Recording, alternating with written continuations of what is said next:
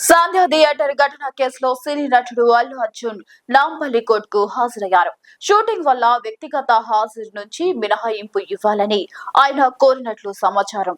ఈ క్రమంలో video conference ద్వారా న్యాయమూర్తి ఎదుట విచారణకు హాజరయ్యారు. ఈ కేసుకు సంబంధించి ఇవాళ కోర్టుకు హాజరు కావాలని 19 మంది నిందితులకు ఇటీవల నాంపల్లి కోర్టు ఆదేశాలు జారీ చేస్తుంది.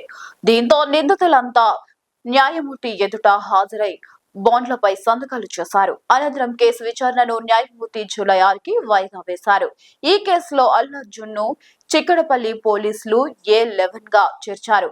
A1 నుంచి A10 వరకు సంధ్య థియేటర్ యాజమాన్యాన్ని నిందితులుగా పేర్కొన్నారు.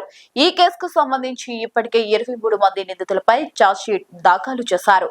2024 డిసెంబర్ 4న పుష్ప 2 బెనిఫిట్ షో సందర్భంగా తొక్కిసలాట జరిగిన సంగతి తెలిసిందే.